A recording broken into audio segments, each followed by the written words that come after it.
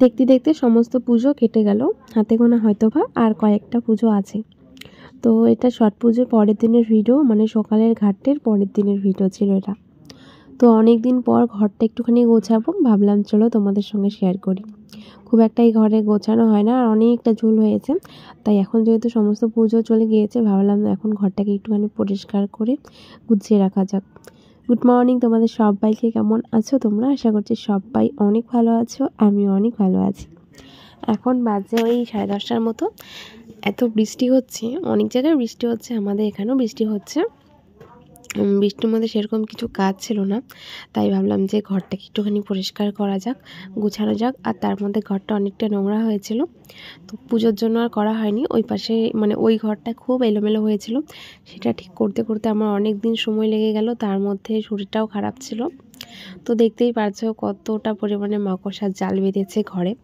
আসলে টিনের ঘরে একটু বেশি মনে হয় এরকম হয়, তো সবসময় পরিষ্কার করি, সেইগুলো আর ভিডিও করা হয় না, তাড়াতাড়ি করে করা হয়ে যায়। তো ভাবলাম আজকে ভিডিও করেই করব, আর তোমাদেরকে দেখাবো আমি আমার এই ছোট্ট ঘরটাকে কীভাবে সবসময় পরিপাটি করে গুছিয়ে রাখি। তো আজকে খাওয়া দাওয়া কমপ্লিট হয়েছে, আর সকালের দিকে কাজ বাজ কিছুই ছিল না, মানে বাইরের কাজ ছিল না। আর ঘরের ওয়েদারটাও ঠান্ডা ঠান্ডা ছিল, যেহেতু বৃষ্টি হচ্ছে, অনেক জায়গায় হচ্ছে, আবার নাকি শুনছি ঘূর্ণিঝড় হবে, বন্যা হবে।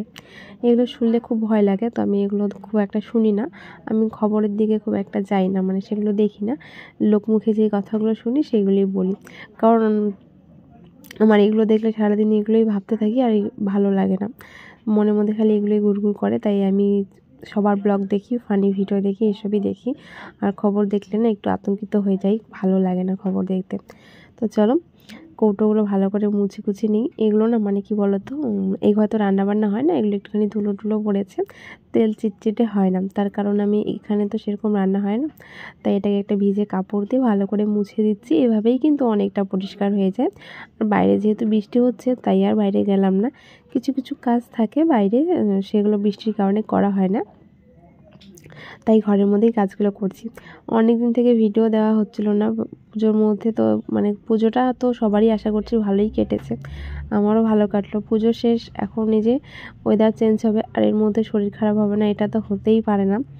তো যাই হোক, আমি আগের বছর এই সময়টা খুব ঠান্ডা লাগছিল, তখন একটু জ্বর এসেছে, তবে এখনও আসেনি। আর আমি চাই যেন আমার না হোক, কারণ আমার হচ্ছিল জ্বর, একদমই ভালো লাগে না, শরীরটা পুরো বিছানার মধ্যে ফেলে দেয়, ক্লান্ত লাগে, আলসি লাগে, অনেক খারাপ লাগে। তো যার জন্য কাজবাজগুলো করছি।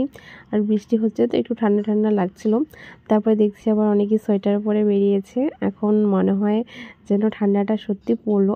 সকাল বলবো না, ভোরবেলা দেখছি আবার কুয়াশা পড়ছে, মানে ছট পূজার দিন আমাদের বাড়িতে ভোরবেলা কীর্তন দিয়েছে, কার্তিক মাসে ভোরবেলা করে সবাই কীর্তন করে, তো সেটাই আমাদের বাড়িতে হয়েছে, তো সেই দিন ভোরবেলা ওঠা হয়েছে। তারপরে দেখছি যে কুয়াশা পড়ছিল, মানে কুয়াশার আগমন, আর কুয়াশাটা দেখে সত্যি ঠান্ডা ঠান্ডা, তার মধ্যে শিউলি ফুল ফুটছিল, বেশ ভালো লাগছিলো। তবে ভোরবেলার দিকে আমি খুব একটা উঠি না, সেদিনই উঠেছিলাম, মানে কালকে উঠেছিলাম। তো তারপরে দেখলাম যে কুয়াশা পড়ছে, খুব ঠান্ডা লাগছিল তখন, তারপরে একটুখানি থেকে আবার ঘুমিয়ে পড়েছি। তো যাই হোক, আমি দেখো এটাকে কি বলে, র্যাক বলে না, তো সেই র্যাকটা না নোংরা হয়েছিল, ভাবলাম যে একটুখানি বাইরে নিয়ে গিয়ে ধুয়ে দিব। তারপরে দেখছি যে ওই ভিজে কাপড়টা দিয়ে মুছে দিলেই না বেশ পরিষ্কার হয়ে যাচ্ছে, তো সেটা দিয়ে মুছে দিলাম। আর এটা মানে এতটা টাইট ছিল, আমি কিছুতেই লাগাতে পারছিলাম না। আমার একটু ঠান্ডা লেগেছে, গলার ভয়েসটা একটু হয়তো বা অন্যরকম শোনা যাচ্ছে, যেহেতু বৃষ্টি দিচ্ছে না, সবারই ঠান্ডা লাগে, তো আমার একটু বেশি ঠান্ডা লেগেছে, যার জন্য মানে গলাটা একটু অন্যরকম ভয়েসটা শোনা যাচ্ছে। আর নাক, বৃষ্টির মধ্যে তো সত্যি, তার মধ্যে একটুখানি ভয়েসটা দিতে অসুবিধা হচ্ছিলো। আজকে সারাটা দিন বৃষ্টি হয়েছে, মানে কি বলবো, এত পরিমাণে বৃষ্টি হতে পারে, মানে ভাবার বাইরে, যে পুজো হয়ে যাওয়ার পরও যে এখন বৃষ্টি হচ্ছে, মানে অসময়ের বর্ষাকাল, বাইরে তো পুরো কাদা কাদা। আবার নদীতেও নাকি জল বাড়বে, এই তো কিছুদিন হলো এত বড় একটা বন্যার কি বলবো হাত থেকে বাঁচলাম, রক্ষা পেলাম, এখন শুনছি যে আবার নাকি বন্যা হবে। এভাবে আমাদের ঘুমই হয় না। একটু আগেই মাইক দিয়ে অ্যানাউন্সমেন্ট করে গেল যে যারা আর কি নদীতে থাকে, আমরা তো নদীর পাশে থাকি, আর যারা মেন নদীতে থাকে মানে চর বলে যেটাকে, চরে যারা বাড়ি করে আছে তোমাদের দেখেছিলাম, তাদেরকে অ্যানাউন্সমেন্ট করে গেল, মানে তাদেরকে সেখান থেকে আমাদের এইদিকে আসতে বললো, আর আমরা আবার বাঁধে ওখানে যাই। তো সেটা শুনে তো আমাদের সবার রাতের ঘুম উড়ে গেল, তার কারণ এইভাবে বলার পর রাতে কেউ ভালো মতো ঘুমাতে পারে না, বারবার করে দেখে যে জল বাড়ছে কি না। বিশেষ করে যারা নদীর মধ্যে ঘুমায়, মানে নদীতেই ঘুমায়, আমরা তো নদীতে ঘুমোই না, কারণ আমাদের নদীর সামনে বাঁধ আছে, কিন্তু যারা একদম কৃষিকাজ করে না, গরু ছাগল নিয়ে নদীতে থাকে, তাদের খুব রিস্ক হয়, তাদের হয়তো বা তাদের থেকে আমরা অনেকটা ভালো কাটাই, ঘুম হয়, কিন্তু তারা যারা নদীর মধ্যেই ঘুমোয় তাদের ঘুম হয় না, তারা না খুব মানে রাত জেগে থাকে বা চিন্তায় থাকে। তো যাই হোক, আমি ঘরটাকে ভালো করে গুছিয়ে নিয়েছি, আর ঘরটা ঝাড়ার পর এত ঝুল হয়েছে কি বলবো, ঝুল হওয়ারই কথা, একটু আলসেমি করলেই ঘরের 12টা বেজে যায়। তো আমি জিনিসগুলো ভালো করে খুঁজে রাখছি, ছোট জিনিসগুলো খুঁজেই পাওয়া যায় না ঝুড়ির মধ্যে। বাসন তো আর কম নেই, অনেক বাসন।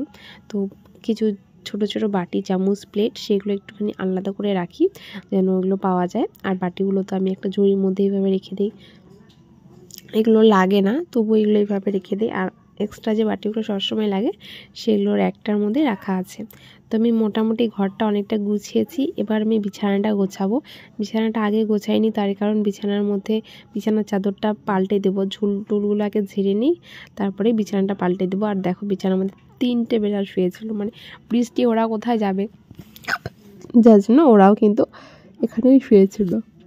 ভাবলাম যে এইগুলো একটুখানি পাল্টে দিব আর ধুয়েও দিব, মানে একটুখানি যদি রোদ্র উঠে, যেহেতু আমি সকালে থেকে কাজগুলো করছিলাম, তারপরে যেহেতু সারাদিন বৃষ্টি হলো ভয়েসটা পরে দিচ্ছিলাম।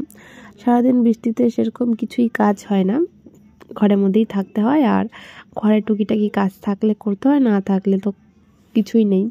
অনেকদিন থেকে ভিডিও দিচ্ছিলাম, তার কারণে এই অবস্থা, কি করে ভিডিও দেবো, ভিডিও করতেও পারি না আর এডিট করে দিতেও পারি না, কারণ আমি বাইরে মানে উঠানের মধ্যে থেকে কিন্তু আমি ভিডিও আপলোড দিই। ঘরে আমার নেট খুব একটা ভালো নেট পায় না, কারণ ঘরে যেটুকু নেট পায় সেটুকু আমার ফোন দেখতে লাগবে, ফোনে অনেক রকমের কাজ থাকে, সেগুলো করতে হয়।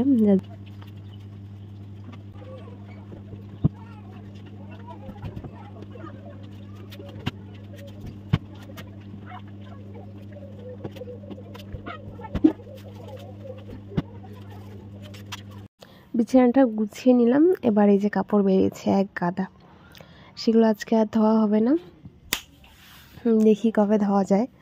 এখন তো আবার রৌদ্র নেই, মাঝখানে তো বাপরে কি রৌদ্র দিল, রোজ রৌদ্র উঠলো, মানে এত রৌদ্র দিচ্ছে কি বলবো। ভাবলাম হয়তো বা সত্যি মানে আর বৃষ্টি হবে না। আমি তোমাদের বারবার বললাম যে বাড়ি ঘরগুলো কালী পুজোর আগে পরিষ্কার করতে হয়, তারপরে তো আর বৃষ্টি হয় না, যদিও হতে পারে। তো তারপরে দেখছি যে না, বৃষ্টি হচ্ছে, আর সেগুলো তো একদম পুরো শেষ। ঘর থেকে অনেক নোংরা বের করেছি, মানে আজকে অনেকটা সময় নিয়ে ঘরটা গুছিয়েছি আর পরিষ্কার করেছি, একদম প্রত্যেকটা কোণা পরিষ্কার করেছি। আর সেগুলো করার পর দেখো কতগুলো নোংরা বেরিয়েছে।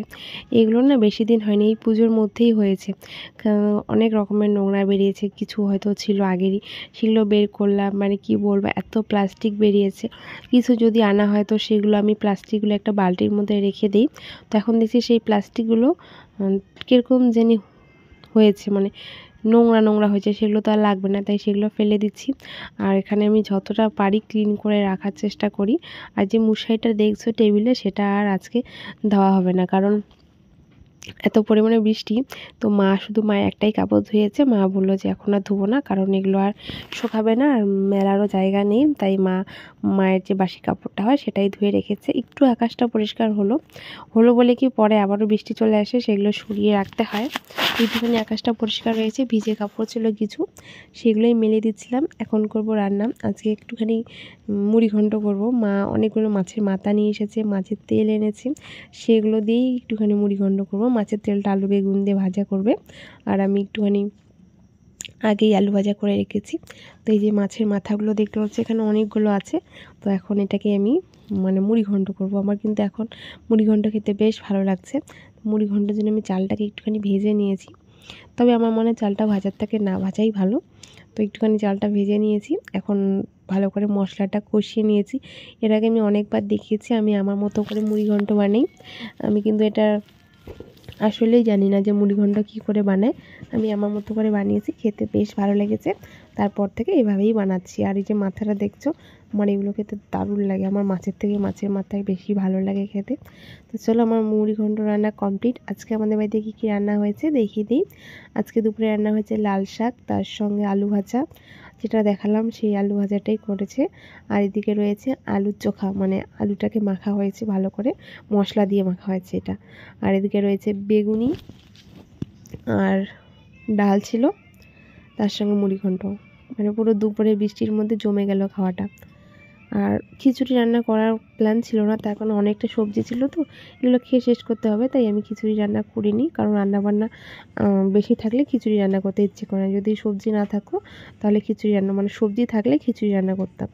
তারপরে না, আমরা যে বিকেলে ঘাটে গিয়েছিলাম সেই দিন আমি কিছু ভিডিও করে রেখেছি, সেগুলো তোমাদের সঙ্গে শেয়ার করবো বলে কিন্তু সেই দিন ভিডিও করা হয়নি, তাই সেই ভিডিওটা আজকের ভিডিওটা অ্যাড করে দিয়েছি। এটা ছিল আমাদের বিকেলের ঘাট ছট পুজোর। তো সেখানেই গিয়েছিলাম, তার পাশে ছিল ফুল বাগান, সেখানে অনেকেই যাচ্ছিলো ভিডিও করতে, ফটো তুলতে। তো আমরাও গিয়েছি, সেটা একটুখানি মানে ভিডিও করে রেখেছি, তোমাদেরকে দেখালাম। আর আজকের ভিডিওটা এখানে শেষ করছি। সবাইকে টাটা।